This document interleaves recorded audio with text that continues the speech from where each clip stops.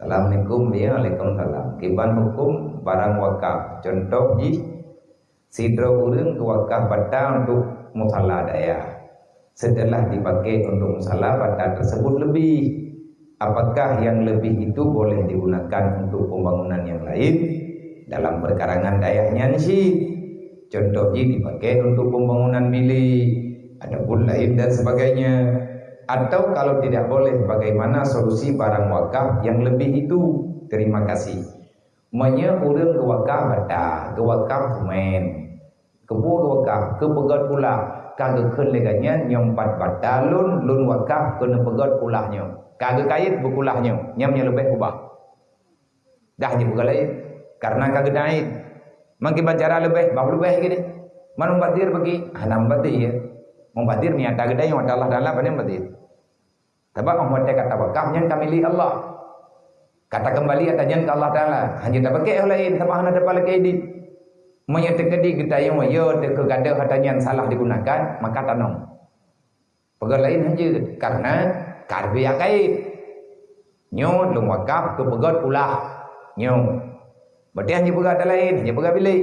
Mayanggat bagi baik menanlah cara wakaf. Kibandi nyempat na batalung sekian lung wakaf untuk nepegot putra yang nepegot di dayahnya menan cara wakaf yang betul lebih panitia habis lebih mudah bak digunakan yang penting untuk pembangunan baik dayang matai ke pegahnya wakafnya tengah nak kesempatan kita wakaf na dengan kepegat bangunan bilik bodoh tanyo jak ya wakaf humen tabo sak tabo mandu wakaf humen buthau anak thoju bata anak thobri ngampu kecor ngai go tu tumen tu ke ban temengon buthau anak thobi puta buhuram riang tengok ada kakrah tumen anak pakai ya theur depan dia padahal urang wakaf henti lemai mancara wakaf yang betul bagi nejak pun merempok ngempari dia tunggu lung nampeng lung papaju lung wakaf kuruci lung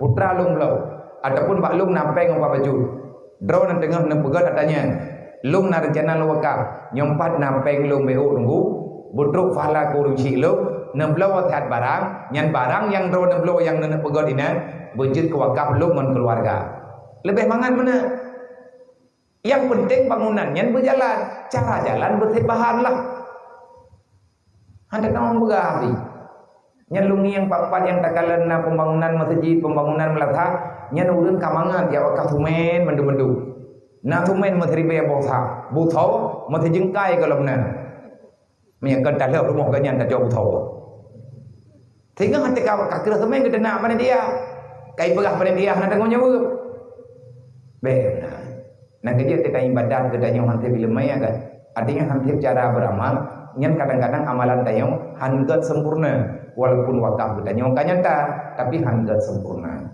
Semoga ke depan tanya berdat doa. Pubut